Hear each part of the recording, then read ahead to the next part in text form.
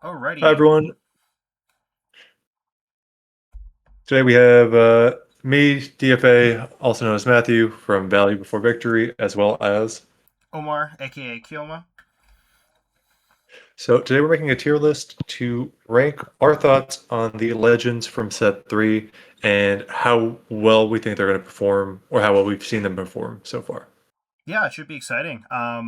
Matt has a lot more experience with set three than I do, because I've been testing a lot of set two in preparation for Atlanta. But it should be cool to talk about. Yeah. And we all wish you best of luck there. We hope you're going to crush it and we'll see you at those top tables. Hell yeah, Um, that's the plan. but let's start off today with Poppy.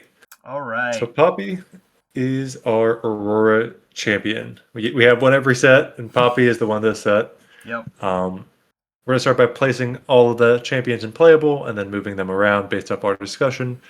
But honestly, I think Poppy's going to stay at playable because it really depends on how good Aurora is. And while the XP could be good for a mid range XP deck, I just don't see it going that way right now as we don't have enough tools for XP. Yeah, it's that's the trouble with XP and other parasitic mechanics like it. You just really need a critical mass of that thing for it to be worth doing. And I think because Poppy requires 3 XP to draw one card, it seems a bit rough. That said, I think her signature spell will be a unique choice for Aurora decks. Rebuke but better essentially is a very powerful defensive tool. The champion unit for Poppy is also not bad for the Aurora deck. I think, it makes a lot of sense to just put her in playable. Yeah, and I think she is very solid. She's playable, and we got a lot of new tools for Aurora, and her signature spell is insane. So definitely gonna be a deck you're gonna be seeing around, but I don't think it's like one that you are gonna be like super scared of at the top tables. I'd agree with that. So next up, we have Jhin. The community sentiment on Jhin is really low, but to be honest, I've been liking him a lot. Especially the list that you cooked up recently and played on our stream, which you can catch every Tuesday, 7:30 Eastern time. But it seems really strong because even though on the surface it looks clunky, you have to play all these 4 cost spells. You have to wait until you play 4 of them before he does anything. Getting 4 runes that are ready in a turn is an insanely powerful swing in tempo. And drawing a card. Yes. Oh, I almost forgot. Yeah, you get to draw a card as well. He's in blue and red, which lends itself really well to these like big spells that help you clear the board, right? Your singularities. Um, in the next set, of course, we're gonna have Jin signature spell, which I think is also very good at clearing battlefields. I think he has a lot of tools to succeed. I think both his champion units are also very strong. The red one will be a very good option from your chosen champion zone and will help him fulfill his own condition. And the blue one lets you play units to a board while also, it doesn't make you choose between casting Singularity and developing your base. I fully agree. I think one of the big things also is both his units are super strong. The blue one making it so that when you cast those 4 cost spells, you just recycle the blue and you immediately get a 4/4 on board. So when you cast Singularity, clear the board, and you get a 4/4 for free is massive. The red one ramping you, also having ganking and deflect, so it's really annoying to deal with. Mm-hmm. And I think because a lot of your spells being in blue lets you hit base, you can really slow down your opponent if they don't have those ready units, as you're just killing everything the second it hits the board. So Absolutely. I think it's a very strong champion. It's going to be rivaled by Kaisa. But I think, honestly, it might be better than Kaisa because of how much mana you produce when you hit that 4 rune. And also, a lot of his spells that are very strong, like his signature, which I think is better than Kaisa, does a million modes, Mm-hmm. feels amazing. But a lot of his spells don't cost any recycling, which means that when you get those 4 runes, you might have more mana than Kaisa. And also late game, when you do those 16 mana turns, it just goes insane. Absolutely agree. Well, like you pointed out, the fact that the champion has both deflect and ganking, the fact that he also makes an energy, which helps you get to your pop off turn sooner. I think it's going to be very hard to count Jin out entirely. Yeah, I think the crazy thing is also you can have 16 energy every turn once you get to the late game because Also true. you, if you have one in exile already, you cast the next 3 4 mana spells. You get 4 mana back, so you cast the first one of the rotation, and you just can do that every single turn where you're just burying them under insane amounts of value that you get from all these spells. Yeah, which I think is something that Kaisa can't really do. You know, like she can get to a late game situation where she wins, but it always feels like she wins by like the knife's edge. Where I think once Jhin gets control of the board and starts really, scoring, it's going to be almost impossible to come back from. 100%. And then going up to our next champion. Mr. Rengar. So I don't think the legend is particularly great. That said, I think his champion spell is one of the more powerful ones in the entire game. Being able at reaction speed to replay any unit to any battlefield seems very strong, even before you take into account the fact that it can be used to blink a Bryn here and stop your opponent from playing the game for a turn. I, I'm a little down on that combo compared to many other people. That said, obviously it's a powerful interaction this deck gets to have. I think also all of the champion units for Rengar are very decent, so you have a lot of choices. And also, break class if in case of emergency, he is orange. You can play Aurora in him. 100%. And I think Rengar is going to be the quintessential aggro deck that you've seen in a lot of different games where he's going to be ambushing, just throwing a bunch of small creatures and bigger creatures in, like his signature orange one. And the orange one is very much like it's going to be sitting there and very scary to go into battlefields because if they have 5 up at any point, that's 7 attack at the battlefield that can just capture on your turn, capture at any point. So I think it's going to be a good aggro deck, but the legend does leave a bit to be wanted despite the amazing signature spell. And I think that it's going to be, we're going to have to wait to see, but I think it's going to have the the Rek'Sai problem that if you run out of gas, there's not really much you can do. Agreed. All right. Next up, let's talk about Pyke. You definitely have a lot more to say on this legend than I do because you've been really cooking this one up. But I think in general, I'm very comfortable actually putting him in very good. Not only are the colors very strong, purple and red, as we've seen with both Annie and Draven in sets past. Like Pyke also just generates so much value. We've printed 3 sets worth of creatures that have effects when they enter play. We also the way Riftbound works is that even your smallest units, your dorky value creatures, all worth 1 point. It doesn't matter how much might they have. I think Pyke exploits that very well, and I think that he's going to be able to do a lot of cool things in the upcoming meta. 100%. And as you said, I've been working on Pyke a lot for the Runes and Rift ranked games where you play set 3, and I'm very high on Pyke. I'd put him above Jhin personally. In fact, I'd put him like a lot higher than he probably really is, but I'm a big fan of him. I'm a big fan of getting that value back and getting gold so that you can be able to play all these energy intensive things without actually paying the cost. And what I think is the place where Pyke shines is actually as a control deck using these small units like Fizz and the Phoenix coming back, as well as Sneaky Deckhand and a couple other things in the early game to really shine. Because you're going to be looping your Fizz a lot. You've got a lot of good removal spells in red that we all know about, like Falling Star, Void Rend, Piercing Light, and his signature spell, which is decent. I wouldn't put it I definitely wouldn't put it at the top of the newest signature spells, but it's still very solid. And having all this removal in a tight package with these small units that in Riftbound, as you've said before, even if you only have 1 might, doesn't matter. It scores the same as 100. So being able to still score points effectively, get a bunch of value, and have a lot of near small combos within your synergy where oh, I can fizz twice in 1 turn to double Falling Star you. It gets so much value and really tries to squeeze every little bit out. And I think the deck is going to be surprisingly good for a lot of people while being different to what you expect from Riftbound to this point. And I highly recommend it. I think the deck's great. I think it's really fun. And I think that there will be good builds out there. I'm not sure if it'll ever be top of the meta, but I think it'll be kind of like Ezreal in set 2, where there's going to be people that love it and really want to push the boundaries with it, and they'll do well. Yeah, I think it generates a lot of value in a way that not many other decks can, and on top of that, also making the gold really, I think, helps push it over the edge. Plus, like I said, good colors, good interaction. It's hard not to like it. 100%. Unfortunately, coming up for our next legend, I'm not sure we can say the same thing. I think Vi is our first candidate into Table 500. Unfortunately, I think her game plan is just too telegraphed. You have to commit resources to make your units, deal 3 extra damage, and your opponent's going to see that heads up as you go into combat.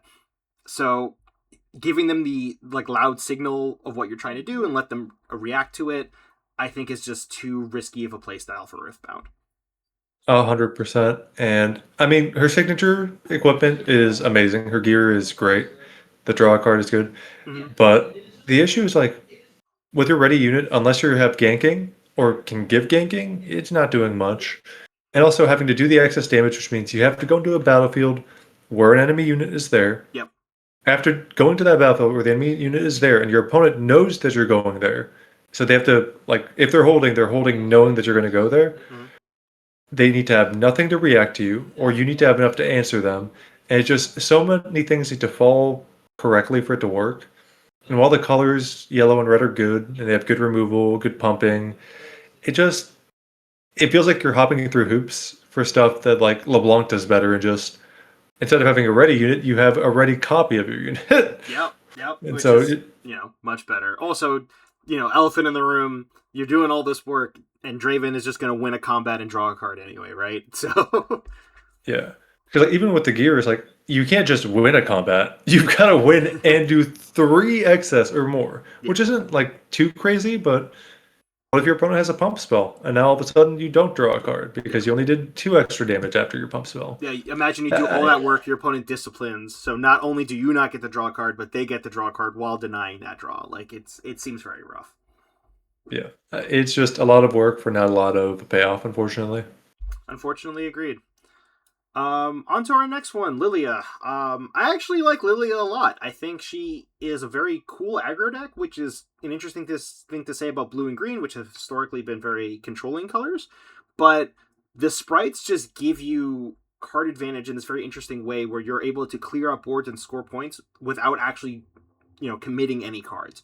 So, in a way, you are basically going up on cards on your opponent, just not in a way that's immediately tangible. And also, of course, going up at points as well, since the sprites are usually ready. So I'm actually willing to put her at the top of very good for now. 100%. I think that she's a great aggro deck with the sprites. I think that you're going to get so much value and aggression. And I think she has the best card of the new set. Not her signature spell. That's just fine. But Sprite Fountain. That card is insane. It's half the price of Sprite Mother for effectively Sprite Mother over 2 turns. And having that work its best in Lillia is just great.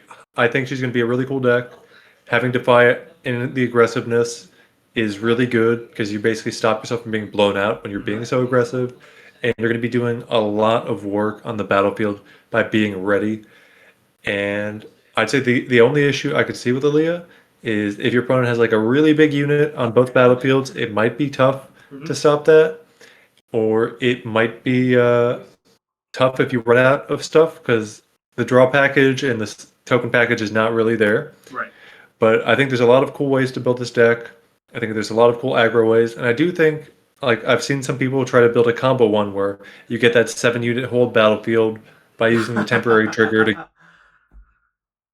Oh, sorry. Yeah, no, that seems... I like that, but it seems kind of cute. Oh. I think you're cutting out a bit. But there's... Uh-oh. Matt, you there? Yeah, I'm here. Can you hear me? Oh, I can hear you now, yeah. Okay. Sorry about that. But yeah, I do... And you've immediately cut out again. Oh, no. She's a very solid aggro deck. Just keep talking.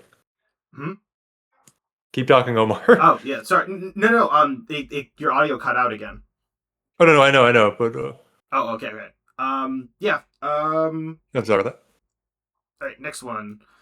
Let's talk about Master Yi. So I personally think he kind of goes in garbage. I think he just doesn't. For me, the reason why I put him in garbage tier is that even though he actually got a lot of cool cards, I think his new chosen champion is very good, and I think his new signature spell is much better than his old one. I just don't see a reason to play this legend over the set one Master Yi. I think the XP, as we talked about before, isn't really there yet as a strategy, and just having a consistent +2 on defense is way stronger in these colors. But what's your take? I fully agree with you. We talked about this in our Twitch value before victory during our match with him. Mm. He seems like he's going to be strong the longer the game goes, but he doesn't have as many good late game options other than his like 12 mana reduce E, which if you get to that point, it's great, but he just seems a bit too slow. There's not enough XP stuff coming together for him, and I think over time he'll be great. I personally would put him at table 500, but I'm fine with having him in garbage. Honestly, there's only one legend I really think is like pure garbage in this set, Which but we will get to. we will get to them. But I do think that he just isn't all there right now. And his old legend is fine. It definitely has gotten worse as more things have come into the game, For as you sure. can see by it being absent. But the signature spell is good. Overall, he's just fine. And he's going to be at the bottom of table 500 for me or in garbage. Yeah, yeah. All right. Now for Vex. I'm just gonna immediately put her in meta defying. I think she and one other leader that we'll talk about in a little bit are gonna absolutely define the day zero metagame. Purple and green have already been very good colors for holding, and the fact that she also gets a very strong champion unit and her legend is deceptively powerful, right? Grove of the God Willows was a battlefield a lot of people were fighting over in set one, and you get to do that just for yourself. There's no risk of giving your opponent a card if they can happen to hold the battlefield better than you. So I definitely think she's a easy front runner for me. 100%. And I know that we've talked about this before, but I think this set is very much broken down for the most part in between two types of decks. Poppy and Ivern are in their own world, but for the most part is, are we going to be going super aggro or are we going to be that brick wall that stops the aggro? And Vex does it in a very different way to Jhin and Pyke, where it's not about killing units and getting value off of killing them or off the small units with Pyke. It's about getting to that battlefield and saying, no, you can't be ready, you can't move, and when you do, I'm going to stun you. You are not going to win by fighting. Yeah. And No, it it's might have a tough time against the Pikes or Jins because they don't need to win by fighting, but for everyone else, they're going to have a really tough time breaking a Vex wall. yeah. I think once Vex gets her hooks into you, it's going to be very difficult because the champion unit basically completely cutting off, a line of play in shutting off accelerate creatures or any other ways of readying creatures just really helps you prepare. You can see like, okay, now that I know that will be not an option for my opponent, I can deck build or sculpt with my stack decks a hand that will just beat the units that they have in their base, which is a lot Yeah. more heads up. And it guarantees that you're going to get that Vex draw by holding because you know there's no way to get in here. So the only way they can stop me is by spending a lot of runes early on something like a Falling Star.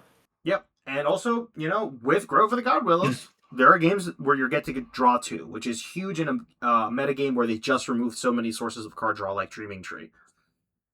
100%.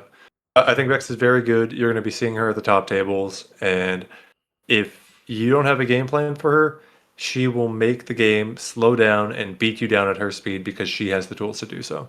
Absolutely. All right, on to the Ivern Father. Very very cutesy deck. Our second ever tribal deck to borrow Magic parlance, caring about cats, dogs, poros, and birds. I think unfortunately, I think the synergy is just not all the way there yet. Maybe a couple sets down the line, we'll get enough creatures to really make that pop off. But I think the thing that's saving him for me from putting him all the way in garbage is that his interaction with battlefields, being able to take away their text, is actually very uniquely powerful in this game. And it's possible we reach a metagame where that is necessary, in which case you can see a bump and play, but I'm not super impressed. 100%. I fully agree with you. I think we're just not there yet. It's got the Rumble problem where they have some cards that really crush it, but they don't have enough of those. And you, in these types of decks, you need all the cards to be good or the synergy to be so strong that it doesn't matter that they're not all good. And we're not there yet. The deck's got a lot of cool plays it can do. The brushes are great, but honestly, Daisy's only okay, Yeah. and it can't be ready if there's Vex. So Vex is just stopping Daisy. Um, and a lot of these dog cat poros are just not, and birds are just not there yet. You know, there's a lot of good ones, but there's a lot of bad ones, and you got to run them because you got to get that 40 card deck count. Well, 39 card deck count if you don't include the chosen champion. I, And I think like Rumble in the future, same thing as this new Master Yi. If it gets more support, we're gonna get a good deck. But right now, we're not there. yeah, but they will print all of these tags in every set, so it's something to look out for sure. 100%. It's definitely more likely to see good units in those tags than we are to see XP or just mech because mech needs one tag, and here having four really casts a big net. It's true. It'll be interesting to see where it develops. So now for our next one, let's talk about Diana. I like Diana a lot. I'm gonna be a bit conservative just because we haven't seen that many, I think, early builds of her yet that really seem to push the envelope. But I think the colors, the legend ability, the champions, the signature spell, which is absolutely insane. It's like a mini watcher basically. It moves a unit into a battlefield that your units are in and gives all the units there -2 is absolutely crazy. Oh, it's super Um, broken. I think she will be very good. If not meta defining, but I will be a little conservative in my ranking here. I her legend ability giving one energy. We saw Darius in set one do a lot of really cool things because he made one energy with Legion. She also gets to do that, but obviously in showdowns instead. That said, there are a lot of cool cards that you can play during showdowns that cost one, like Stack Deck and Stupefy. So I think she'll be doing a lot of very interesting things. 100%. And I think it's really interesting because in these colors, unlike Darius using it to make units, you're going to be using it a lot more for the spells, like your Wages of Pain in battle, having the Moonfall to just clear boards because you're like, nope, I'm yoinking your unit, I'm putting it here, everything gets -2, I'm killing your whole board. And just having so many combat tricks is going to be great for her. She has two very solid champions, one giving you a scry into a draw type thing, and the other one just getting insane like a double Ravenbloom student. So I think these colors definitely take a bit more time because they are so much like they have to be focused into the meta because all their tools are made to be good against every meta, but not all their tools are good at all times. Mm-hmm. So it's going to take a bit more time for the Diana deck to really hit. But I think just like the Ezreal deck we saw, when it came in and it did its thing, it just started crushing after being perfectly tuned. And we're going to see the same thing with Diana. But because it's going to take more time, I think you're fully right. We're going to put her at the top of very good. Maybe she becomes meta defining, maybe not. But I'd be very surprised if she's not at those top tables, at least as a one of, because those colors and that ability and the units that have came out really are pushing very well in the favor of Diana. Yeah, I think she'll be a solid tempo deck for sure. Now, what you've all been waiting for, let's not bury the lead. Yes, LeBlanc will be meta defining. Yes, she's going to be the best deck of set three, at least at first. I think a lot of people have been talking about her online. We're not breaking any new ground here, but just the combination of the legend ability being so powerful, there being a critical mass of very good death rattles, right? Think Glass Mixologist, all of the two drops, Sentry and Soaring Scout we're seeing playing, as early as set one. I think she just generates a lot of value and a lot of aggression, and also can have a very dominating late game. If you get the right pieces in place. Karthus and a couple of death rattles. I think she's definitely going to be what to look out for. 100%. And her deck is only getting better every day. Like when I was playing Pyke, I built the deck in a way where I felt like I was favored against her if I played tight, by being able to beat them down and back at base with falling stars and just keep them off of battlefields. And now all of a sudden, one of their biggest weaknesses of having less ready units, my opponent brought out 3 Sprite Fountains, which, in my opinion, again, best card of the set. Card is super bonkers. And all of a sudden, you got 3 more ready units. So you can build her in so many different ways and take full advantage of the Karthus Death Knell triggers, Hmm. the Sprite Fountain Death Knell with Karthus. So now you get 2/3/3s. There's so many good things. You look at Glass Mixologist, which all of a sudden means if you win the combat and they could win by reanimating 2 things, they'll win the combat right back, and you're not going to conquer. At least they won't conquer a second time, but there's just so many good interactions, especially with the rules changes that just push this deck to a tier of its own right now. That and that's why we see Vex at the meta defining because it can stop a lot of what LeBlanc's doing. Yeah, it helps a lot. I think it's cool that we have two very different styles of meta defining. Hopefully, that makes things feel less homogenous as they did in Set 2. But you know, like I think everyone's been coming to the conclusion that she's very good for the same reasons, right? Also, it helps that both her units are very strong, and her signature spell, while I think is perhaps a little overrated, Insane. is still very good. If you ever tag a Ferris Forerunner with a mirror image, it's That going game's to be a over. very good day. Yeah. And also, the fact that these units come in already means there's a lot of battlefields that will let you double conquer in a turn Also true. because the images come in ready. So you've got the ganking one, you've got the ones that push back your unit if you play a unit there. You've got so many good battlefields for LeBlanc that these things coming in ready are going to be very, very annoying if you're not able to secure that other battlefield or you're not able to stop them from getting to a battlefield in the first place. So you're going to be seeing her at the top tables. Hopefully, it's not another Draven, and I don't think it will be. I think the meta will be able to adapt. But LeBlanc is a very scary looking champion right now, and I would keep my eye out on them. And if you're not playing them, make sure your deck can beat them. Absolutely. We're going Now, to our last, and we saved the best for last because let's be honest, Khazix is undefeated, mostly because nobody played him. But yep, that's okay. He has not lost yet. that's true. That is correct. Yeah. Cool champion, very cool champion, but unfortunately, we've been talking about it throughout the video. XP just isn't there yet, and I think he's the Nope. most reliant on XP to do his thing.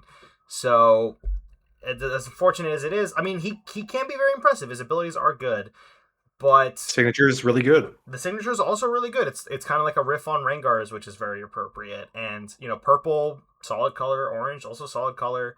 There's a lot to like, but I think unfortunately he just put all his eggs in the XP basket, and that is just not quite there yet. Yeah, and if you look at our Twitch stream in the past, like if you get him going, yeah, it's cool to be hopping from battlefield to battlefield. But just despite being my favorite champion, he's unfortunately garbage right now. The XP package just doesn't work well enough most of the time. So most of the time you're going to hit the fail rate. He is built in a way that doesn't really lend itself to Aurora. So if you're playing Aurora, you'd rather have Poppy for yellow and her signature spell, or Misfortune to give ganking to your big units, or Sivir to get gold. This XP generation just does not lend itself, so he's going to be not a good Aurora deck despite being in those colors. And just, he has a lot of issues just because XP is not there. And maybe one day, if we get a good XP set for orange and purple, maybe Kha'Zix shoots up, he gets super annoying. You're like, I can't kill anything. He keeps bouncing back and doing everything. But we're not there yet. And despite being my favorite champion, he is garbage. Yeah, yeah. It'll be cool to see. Maybe if they do XP more and more as these sets keep rolling out, or if they do another try at it, maybe we can revisit it then. But I think like you said, it's just gonna hit a fill rate more often than not, and that's just with how powerful decks are today. That's just not acceptable. Yeah, and it lost a card that it would have loved. Fight or Flight would have been amazing in Kha'Zix, but Oh yeah. unfortunately, Fight or Flight would have been amazing in every deck. I mean, it Like, was pretty good in Draven, which also needed to win yeah, combats. So would have been great in Pyke. Like every purple deck wanted it, and it makes sense that they banned it. yeah, And with it banned, it hurts the decks that didn't have a good base even harder than the decks that had a good base. absolutely. Because at least Kha'Zix could cheese some XP that way. But Yeah, Diana, she'll recover for not being able to play Fight or Flight. Vex too, but Kha'Zix maybe not. no. So looking at this, I fully agree with this tier list. I think it's what we're going to be seeing coming into set three. Um, but honestly, I'd keep your eye out for Pyke. He's been my favorite champion to build around, and I think there's a lot of room for him to hit that meta defining if you play tight and build your lists well. Um, I'm very impressed by him, and I think he's only going to get better as the smaller units get better with more printing. What are you at for set three? 100% agree. I'm really torn between Diana and Vex. Maybe just because I really like the color purple, but I think they both do really cool uh, interaction heavy game plans. One way Diana's obviously going to be a lot more proactive. Vex will be a lot more reactive. But you know, Vex especially being able to draw cards and play counter spells just really sings to the blue white control player in me from Magic. So I think day one I'm definitely probably going to be playing Vex. I mean, she is great. We put her meta defining for a reason. Mm-hmm. I think if you are into Riftbound, the set is only going to make the game better, and there's a lot to look forward to. And if you're not into it and you're watching this, I'd highly recommend trying it out Mm-hmm. um, because the game is just a lot of fun and it's evolving in really cool ways. Absolutely, it's been I've played a lot of card games over the years, and Riftbound just really scratches a very unique itch. So if you're on the edge, I really recommend giving it a shot. Go to your local game store, see if they have any intro decks. From what I understand, set three will be a lot more available than the previous two sets, which will be awesome. And if you notice, Vex is going to be a starter deck. You can pick up three of those and probably have a really good deck ready to go for maybe $50-$60 depending on where you live, which I understand is not cheap, but that's pretty good for a tier 1 deck, I'd say. 100%. And if you've been watching this far in the video, thank you so much for checking us out. If you like what you are seeing, please leave us a like or a comment. If you agree with us, don't agree with us, let us know what you think the set 3 will be. And if you want to check us out more, we are on Twitch at Value Before Victory every Tuesday at 7:30 p.m. Eastern.